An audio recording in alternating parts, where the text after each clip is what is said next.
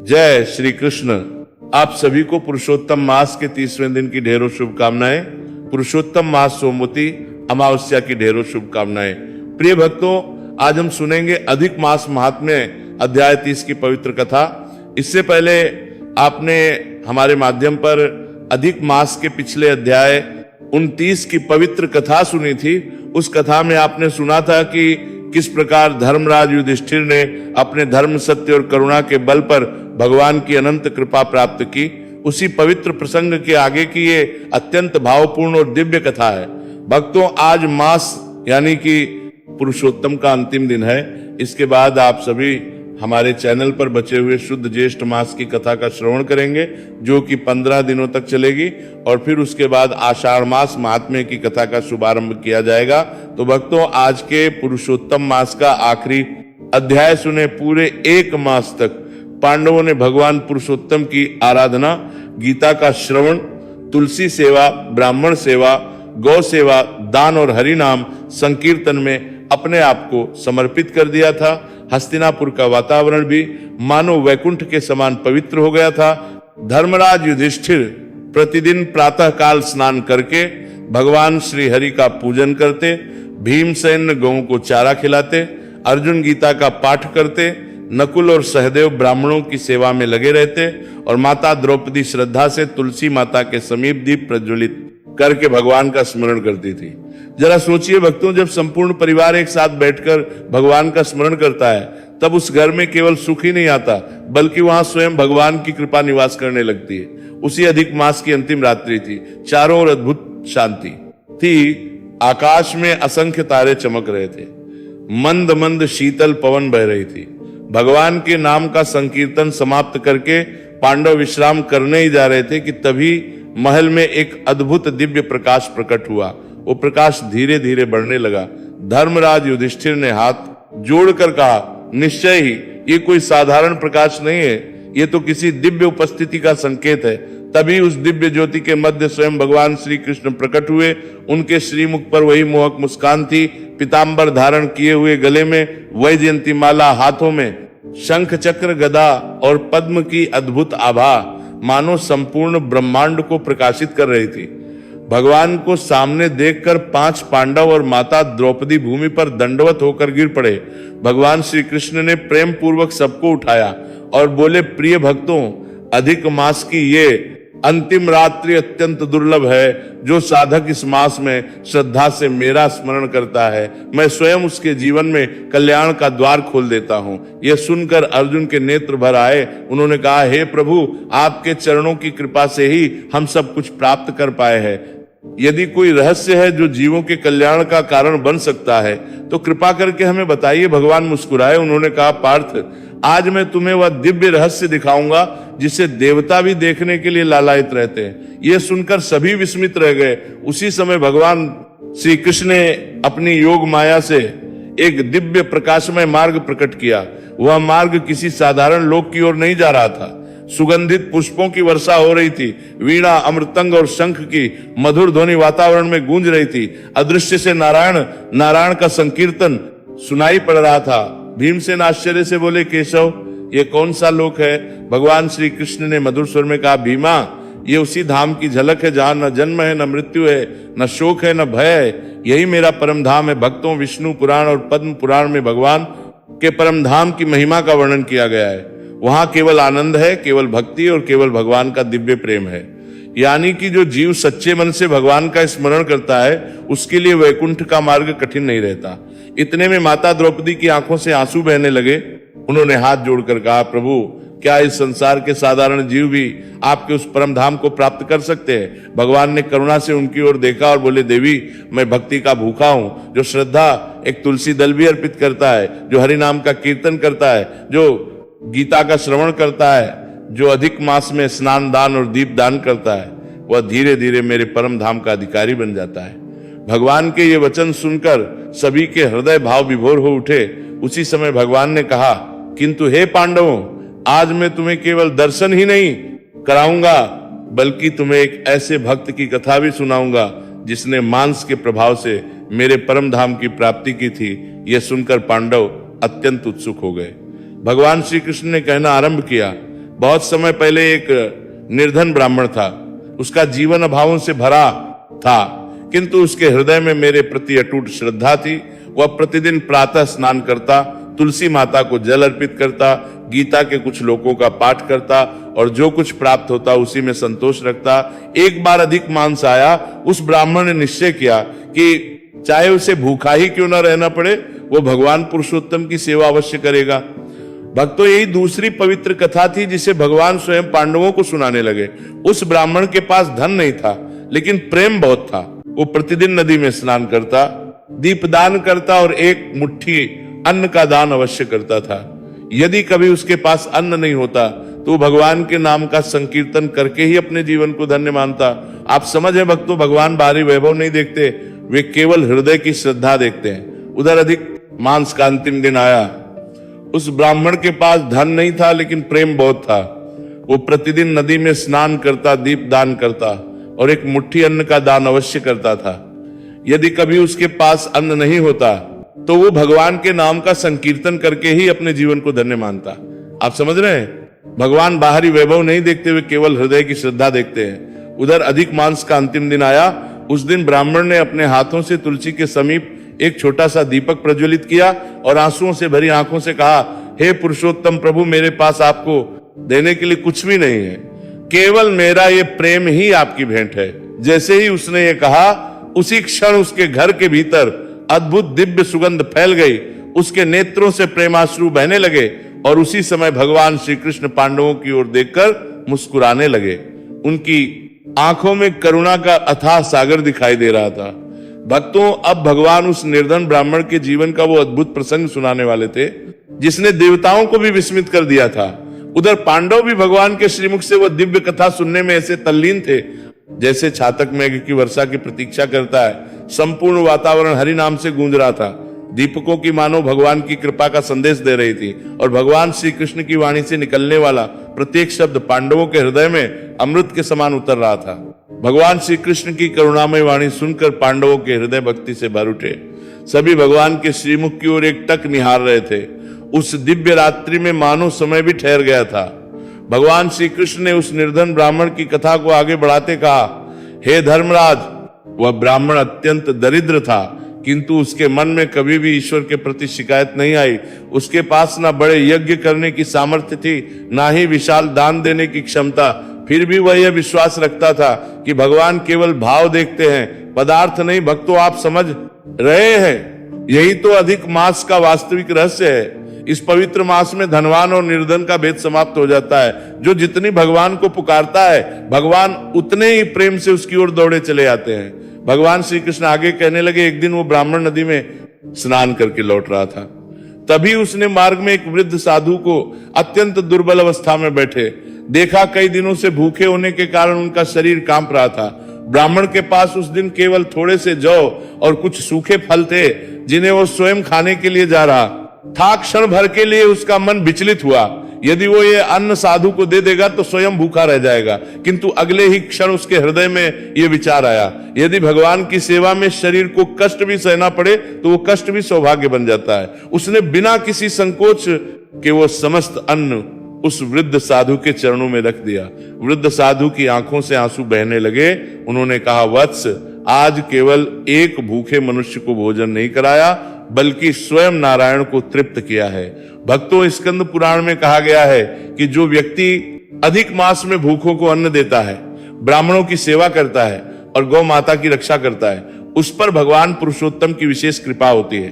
किंतु उस ब्राह्मण को इन बातों का कोई अभिमान नहीं था।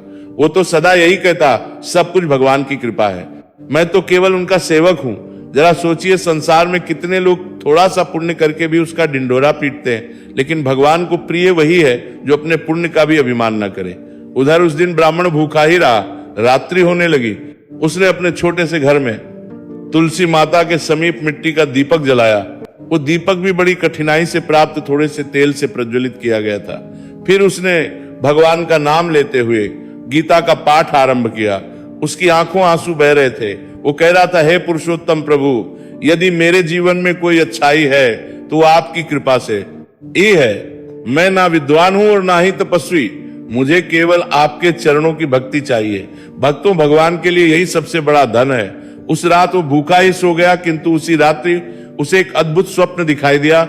उसने देखा कि दिव्य प्रकाश से आकाश आलोकित हो उठा है, पवन बह रही है, शंख और वीणा की मधुर ध्वनि सुनाई दे रही है, और उसी प्रकाश के मध्य 4 भुजाओं वाले भगवान विष्णु प्रकट हुए। भगवान के श्रीमुख पर दिव्य मुस्कान थी। उन्होंने कहा, प्रिय भक्त, तुम्हारे द्वारा अधिक मास में किया गया एक एक जप, एक एक दीपदान, एक एक दान और एक एक आंसू मेरे लिए अत्यंत प्रिय है। यह सुनकर ब्राह्मण भूमि पर गिर पड़ा, उसके नेत्रों प्रेमाश्रु बहने लगे। भगवान ने उसे उठाकर कहा, तुम्हें अभी कुछ समय पृथ्वी पर रहकर और भी अनेक जीवों का कल्याण करना है, किंतु तुम्हारे लिए मेरे धाम के द्वार खुल चुके हैं। इतना कहकर भगवान अंतर्धान हो गए। जब प्रातःकाल ब्राह्मण की आंख खुली तो उसका रोम रोम पुलकित था। उसके मन में अब किसी प्रकार की चिंता नहीं थी। उसे विश्वास हो गया था कि भगवान ने उसकी प्रार्थना सुन ली है। भक्तों, यही भगवान पुरुषोत्तम की कृपा है। वे कभी भी अपने भक्त को अकेला नहीं छोड़ते। उधर भगवान श्री कृष्ण जब ये कथा सुना रहे थे, तब पांडवों की आंखों से भी आंसू बह रहे थे। माता द्रौपदी ने हाथ जोड़कर कहा, प्रभु, कितना महान है आपका प्रेम। आपने एक निर्धन ब्राह्मण के छोटे छोटे कार्यों को भी इतना महत्व दिया। भगवान मुस्कुराए और बोले, देवी, प्रेम से अर्पित किया गया है, एक तिल भी मेरे लिए अनंत से बढ़कर है। इतने में धर्मराज युधिष्ठिर ने विनम्रता पूर्वक पूछा, हे जनार्दन, उस ब्राह्मण का आगे क्या हुआ? क्या उसे आपके परम धाम की प्राप्ति हुई? यह सुनकर भगवान श्री कृष्ण के मुखमंडल पर अद्भुत तेज प्रकट हो उठा। उन्होंने कहा, धर्मराज, उसी रहस्य को जानने के लिए आज मैंने तुम्हें इस अंतिम रात्रि में यहां बुलाया है। इतना कहते ही भगवान ने अपना आकर कमल उठाया और उसी वो दिव्य प्रकाश मार्ग जिसकी झलक उन्होंने पहले दिखाई थी और अधिक प्रकाशित हो उठा। पांडवों ने देखा कि उस दिव्य मार्ग के दोनों ओर कल्प वृक्ष सुशोभित है।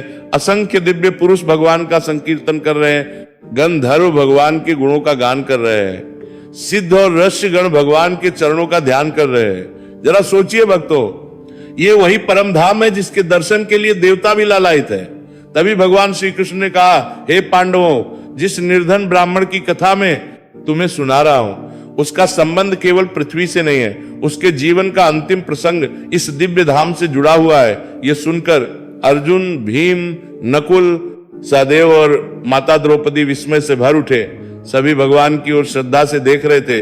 उस अंतिम रात्रि में भगवान श्री कृष्ण स्वयं अपने भक्त की महिमा और वैकुंठ के उस दिव्य रहस्य का उद्घाटन कर रहे थे, जिसे सुनकर पांडवों के साथ साथ समस्त लोगों के भी भाव विभोर हो उठे और भगवान के श्रीमुख से निकली दिव्य वाणी अमृत की धारा के समान प्रवाहित होती जा रही थी। भगवान श्री कृष्ण के श्रीमुख से निकले हुए अमृतमय वचन सुनकर पांडवों के हृदय भक्ति और विस्मय से भर उठे। उस पवित्र रात्रि में चारों ओर ऐसा दिव्य वातावरण था मानो स्वयं देवता भी उस कथा का श्रवण कर रहे हो। धर्मराज युधिष्ठिर हाथ जोड़कर अत्यंत विनम्रता से भगवान की ओर देखने लगे। माता द्रौपदी आंखों से निरंतर अश्रुधारा बह रही थी। अर्जुन के हृदय में भी उस निर्धन ब्राह्मण के प्रति अपार श्रद्धा जाग उठी थी।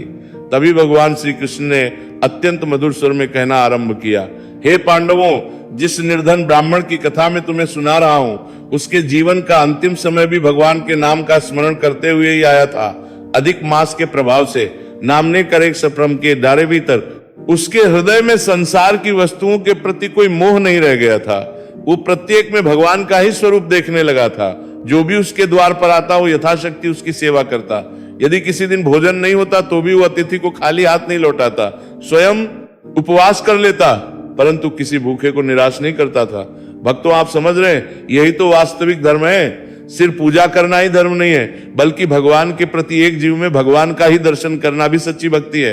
पद्म पुराण में भी भगवान ने कहा है कि जो प्राणी मात्र पर दया करता है वही वास्तव में मेरा प्रिय भक्त है। भगवान श्री आगे कहने लगे, हे पांडवों, जिस निर्धन ब्राह्मण की कथा मैं तुम्हें सुना रहा हूं, उसके जीवन का अंतिम समय भी भगवान के नाम का स्मरण करते हुए ही आया था। अधिक मास के प्रभाव से उसके हृदय में संसार की वस्तुओं के प्रति कोई मोह नहीं रह गया था। वो प्रत्येक प्राणी में भगवान का ही स्वरूप देखने लगा था। जो भी उसके द्वार पर आता वो यथाशक्ति उसकी सेवा करता। यदि किसी दिन भोजन नहीं होता तो भी वो अतिथि को खाली हाथ नहीं लौटाता। स्वयं उपवास था, परंतु किसी भूखे को निराश नहीं करता था। भक्तों, आप समझ रहे हैं, यही तो वास्तविक धर्म है। सिर्फ पूजा करना ही धर्म नहीं है, बल्कि भगवान के प्रति एक जीव में भगवान का ही दर्शन करना भी सच्ची भक्ति है। पद्म पुराण में भी भगवान ने कहा है कि जो प्राणी मात्र पर दया करता है वही वास्तव में मेरा प्रिय भक्त है। भगवान श्री कृष्ण आगे कहने लगे, समय बीतता गया।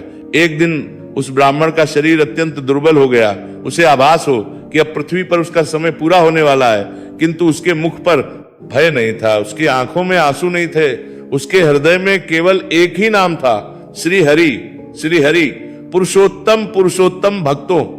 जरा सोचिए, जिस मनुष्य ने जीवन भर भगवान का नाम लिया हो, जिसने अधिक मास में श्रद्धा से स्नान किया हो, दान किया हो, तुलसी माता की सेवा की हो, दीपदान किया हो, गीता का श्रवण किया हो, गौ माता की हो और ब्राह्मणों का सम्मान किया हो, उसके लिए मृत्यु भी भय का कारण नहीं रहती। भगवान श्री कृष्ण बोले, उस दिन ब्राह्मण के घर में कोई नहीं था, किंतु उसके हृदय में मैं था। उसके सामने तुलसी माता विराजमान थी, एक छोटा सा दीपक जल रहा था और उसके कांपते हुए हाथों में गीता का एक पुराना ग्रंथ था। ब्राह्मण की आंखों से प्रेम के आंसू बह रहे थे। वो बार बार कह रहा था, हे प्रभु, मेरे जीवन में यदि कोई अच्छाई रही है तो वो आपकी कृपा ही रही है। अब जब ये शरीर साथ छोड़ रहा है तो मुझे केवल आपके चरणों में स्थान मिल जाए। इतना कहते कहते वो हरि नाम का स्मरण करने लगा और तभी आकाश में दिव्य प्रकाश प्रकट हुआ। संपूर्ण घर अलौकिक सुगंध से भर गया, शंख ध्वनि गूंज उठी और उसी क्षण भगवान के पार्षद वहां प्रकट हुए। उनके शरीर सूर्य के समान तेजस्वी थे, उनके हाथों में दिव्य पुष्पमालाएं थी। वे भगवान के नाम का संकीर्तन करते हुए उस ब्राह्मण के समीप आए। उन्होंने प्रेम पूर्वक कहा, हे भगवत, चलो, भगवान पुरुषोत्तम तुम्हारी प्रतीक्षा कर रहे हैं। भक्तों, विष्णु पुराण और नारदीय पुराण में भगवान के पार्षदों की महिमा का वर्णन किया गया है। भगवान अपने सच्चे भक्तों को कभी अकेला नहीं छोड़ते। भगवान श्री कृष्ण की ये बात सुनते ही पांडवों के शरीर रोमांचित हो उठे। भीमसेन भाव विभोर होकर बोले, प्रभु कितना सौभाग्यशाली था वो ब्राह्मण। भगवान मुस्कुराए और बोले, भीम, वो सौभाग्य किसी एक व्यक्ति के लिए नहीं है। जो भी श्रद्धा से स्मरण करता है उसके लिए मेरे धाम के द्वार सदैव खुले रहते हैं। इतना कहकर भगवान श्री कृष्ण ने अपना कर कमल उठाया और उसी क्षण पांडवों ने वो दृश्य देखा जिसे देखकर उनके नेत्र आश्चर्य से फैल गए। उन्होंने देखा वही निर्धन ब्राह्मण दिव्य शरीर धारण किए हुए भगवान के पार्षदों के साथ उस प्रकाश में मार्ग से आगे बढ़ रहा है। चारों ओर दिव्य पुष्पों की वर्षा हो रही है। गंधर्व भगवान के गुणों का गान कर रहे हैं, ऋषिगण उसका स्वागत कर रहे हैं और उस दिव्य के अंत में एक ऐसा लोक दिखाई दे रहा है जिसकी शोभा का वर्णन शब्दों में नहीं किया जा सकता। अर्जुन की आंखों से अश्रुधारा बह निकली। उन्होंने कहा, हे माधव, क्या यही आपका परम धाम है? भगवान श्री कृष्ण ने मुस्कुराते हुए कहा, हाँ पार्थ, यही मेरा वैकुंठ धाम है। यहाँ ना वृद्धावस्था है, ना रोग है, ना शोक है, ना मृत्यु है। यहाँ केवल प्रेम है, केवल भक्ति है और केवल के नाम का आनंद है। ये सुनकर माता द्रौपदी की आंखें भर आई। उन्होंने अत्यंत भावुक होकर कहा, प्रभु, संसार के जीव तो अज्ञानवश धन, वैभव और सुखों के पीछे भागते रहते हैं, जबकि वास्तविक सुख तो आपके चरणों में है। भगवान ने करुणा से उनकी ओर देखा और बोले, देवी, यही इस अधिक मास का रहस्य है। ये मांस जीव को संसार से हटाकर मेरे चरणों की ओर ले जाने के लिए ही है। जो इस मास श्रद्धा से दीपक भी जलाता है, जो तुलसी माता की सेवा करता है, जो गीता का पाठ करता है, जो हरि नाम संकीर्तन करता है, जो पितरों का तर्पण करता है, जो गौ सेवा और ब्राह्मण सेवा करता है, उस पर मेरी विशेष कृपा होती है। भक्तों, आप समझ रहे हैं, भगवान किसी को उसके धन से नहीं तोलते हुए केवल प्रेम और श्रद्धा को देखते हैं। तभी भगवान श्री कृष्ण ने पांडवों की ओर अत्यंत गंभीर दृष्टि से देखा।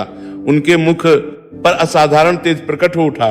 उन्होंने कहा, हे धर्मराज, अभी तक तुमने केवल मेरे धाम की झलक देखी है, किंतु इस अधिक मास की अंतिम रात्रि में मैं तुम्हें वो दिव्य रहस्य दिखाऊंगा जिसे जानने के बाद तुम्हारे हृदय में किसी भी प्रकार का मोह शेष नहीं रहेगा। ये सुनते ही पांचों पांडव और माता द्रौपदी हाथ जोड़कर भगवान के सामने बैठ गए। चारों ओर दिव्य ज्योति फैलने लगी, स्वर्गीय की मधुर ध्वनि गूंजने लगी। देवगण भी उस अद्भुत क्षण के साक्षी बनने के लिए एकत्र होने लगे और भगवान श्री कृष्ण की दिव्य मुस्कान के साथ वो अंतिम रहस्य प्रकट होने लगा जिसे सुनने और देखने के लिए स्वयं देवता भी युगों से लालायित रहते हैं। भगवान श्री कृष्ण के श्रीमुख से ये दिव्य वचन सुनकर पांडवों का मन पूर्ण तरह स्थिर हो गया। उस पवित्र अधिक मास की अंतिम रात्रि में मानो समस्त लोगों की गति थम गई थी। देवगण भी अदृश्य रूप से उस अलौकिक लीला के साक्षी बन रहे थे। चारों ओर दिव्य प्रकाश फैलने लगा, सुगंधित पवन बहने लगी, आकाश से मंद मंद पुष्पों की वर्षा होने लगी और उसी समय भगवान श्री कृष्ण ने अपना विराट और दिव्य प्रकाश फैलाने स्वरूप प्रकट किया। उनके श्री चरणों से निकलने वाला तेज संपूर्ण दिशाओं को प्रकाशित कर रहा था। उनके नेत्रों में करुणा का अथाह सागर दिखाई दे रहा। पांडव और माता द्रौपदी भूमि पर गिर पड़े, उनकी आंखों से प्रेमाश्रु बहने लगे। भगवान ने अत्यंत मधुर स्वर में कहा, हे प्रिय भक्तों, यही वो रहस्य है जिसे जान लेने के बाद जीव के हृदय से समस्त भय समाप्त हो जाता है। वैकुंठ कोई केवल एक स्थान नहीं है, वास्तविक वैकुंठ वो अवस्था है जहां जीव के हृदय में केवल भगवान का प्रेम शेष रह जाता है, जहां लोभ नहीं रहता, जहां क्रोध नहीं रहता, जहां केवल भक्ति और समर्पण रहता है। भक्तों, जरा सोचिए, यदि मनुष्य का मन भगवान के चरणों में लग जाए तो संसार का कोई भी दुख उसे विचलित नहीं कर सकता। इसलिए स्कंद पुराण, पद्म पुराण और विष्णु पुराण में अधिक मास को भगवान पुरुषोत्तम का स्वरूप बताया गया है। भगवान श्री कृष्ण आगे कहने लगे, हे धर्मराज, जिस निर्धन ब्राह्मण की कथा मैंने तुम्हें सुनाई वो आज मेरे धाम में अनंत आनंद का अनुभव कर रहा है। किंतु उसकी बड़ी विशेषता ये नहीं थी कि वो निर्धन था। उसकी सबसे बड़ी विशेषता ये थी कि उसने कभी भी अपने दुखों के लिए भगवान को दोष नहीं दिया। उसने विपत्ति में भी मेरा नाम नहीं छोड़ा। उसने भूखा रहकर भी दान दिया। उसने अश्रुओं के बीच भी हरि नाम का संकीर्तन किया और उसने अपने जीवन के अंतिम क्षण तक श्रद्धा को नहीं छोड़ा। ये सुनकर धर्मराज युधिष्ठिर की आंखें भर आई। उन्होंने हाथ जोड़कर कहा, प्रभु, अब हम ज्ञात हो गया कि मनुष्य के साथ धन, वैभव और राज्य नहीं जाते। यदि कुछ साथ जाता है तो केवल भगवान का नाम और किए हुए सत्कर्मी साथ जाते। भगवान मुस्कुराए। उन्होंने कहा, युधिष्ठिर, यही इस अधिक मांस का सार है। जो मनुष्य श्रद्धा से प्रातः स्नान करता है, जो यथाशक्ति दान करता है, जो तुलसी माता की सेवा करता है, जो गौ माता का करता है, जो ब्राह्मणों और संतों का आदर करता है, जो गीता का पाठ करता है, जो पितरों का तर्पण करता है, जो दीप दान करता है और जो प्रेम पूर्वक हरि नाम का संकीर्तन करता है, मैं स्वयं उसके जीवन का भार अपने ऊपर ले लेता हूं। इतना सुनते ही अर्जुन भाव विभोर होकर भगवान के चरणों में गिर पड़े। भीमसेन की आंखों से आंसू बहने लगे और सहदेव के शरीर रोमांचित हो उठे। माता द्रौपदी बार बार भगवान के चरणों को निहार रही थी और उसी समय पांडवों ने देखा कि वो दिव्य वैकुंठ मार्ग धीरे धीरे उनकी आंखों के सामने से अदृश्य होने लगा, किंतु भगवान श्री कृष्ण के श्री मुख पर वही मधुर मुस्कान बनी हुई थी। उन्होंने कहा, हे प्रिय भक्तों, पृथ्वी पर रहकर धर्म का पालन करना ही सबसे बड़ा तप है। जो मनुष्य में रहते हुए भी मेरे नाम का स्मरण करता है वही वास्तव में मेरा परम भक्त है। मैं अपने भक्तों से कभी दूर नहीं होता। भक्तों, आप समझ रहे हैं, भगवान का प्रेम कभी समाप्त नहीं होता। जीव भले ही भगवान को भूल जाए किंतु भगवान अपने भक्त को कभी नहीं भूलते। इसीलिए ब्रह्मा वैवर्त पुराण में कहा गया है कि भगवान का नाम ही कलयुग में जीवों का सबसे बड़ा आश्रय है। उसी समय रात्रि का अंतिम प्रहर समाप्त होने लगा। पूर्व दिशा में अरुणिमा प्रकट होने लगी। अधिक मास की वो अंतिम रात्रि पूर्ण होने जा रही थी। भगवान श्री कृष्ण ने पांडवों को अपने हृदय से लगाया। उनकी आंखों में करुणा और प्रेम छलक रहा था और फिर धीरे धीरे वे अपने दिव्य स्वरूप को समेटकर पुनः उसी स्नेहमयी मुस्कान के साथ खड़े हो गए, जैसे द्वारका के प्रिय कृष्ण खड़े रहते थे पांडवों हृदय में। अब कोई भय नहीं था। उनके मन में केवल भगवान के चरणों की भक्ति थी। और भक्तों, यही इस संपूर्ण कथा की सबसे बड़ी शिक्षा है। मनुष्य चाहे कितना भी निर्धन हो, चाहे कितनी भी विपत्तियां क्यों ना हो, यदि उसके हृदय में भगवान श्री हरि के प्रति अटूट श्रद्धा है तो उसका जीवन कभी व्यर्थ नहीं होता। धन और वैभव नश्वर है, शरीर भी एक दिन नष्ट हो जाता है, किंतु भगवान का नाम और भक्ति अमर है। अधिक मास एक मास नहीं है। ये भगवान पुरुषोत्तम की करुणा का उत्सव है।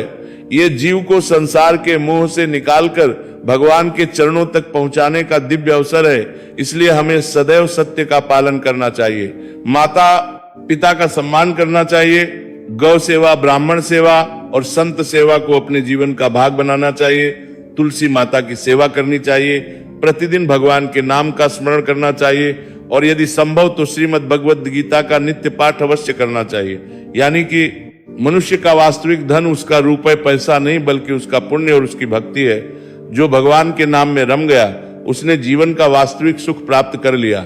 भक्तों, यदि ये पवित्र कथा आपके हृदय को स्पर्श कर गई हो तो श्रद्धा से जय श्री हरि अवश्य लिखें। कथा को अधिक से अधिक लोगों तक पहुंचाएं, वीडियो को पसंद करें और हमारे माध्यम से जुड़ने के लिए बने और कल से ज्येष्ठ मास की कथा को अवश्य ही सुने। भगवान पुरुषोत्तम श्री कृष्ण और श्री हरि की कृपा आप सभी पर सदैव बनी रहे। हरि नाम संकीर्तन करते रहिए, भगवान का स्मरण करते रहिए, इसी में जीवन का कल्याण है। श्री हरि की जय, श्री कृष्ण गोविंद हरे मुरारे जय, पुरुषोत्तम भगवान।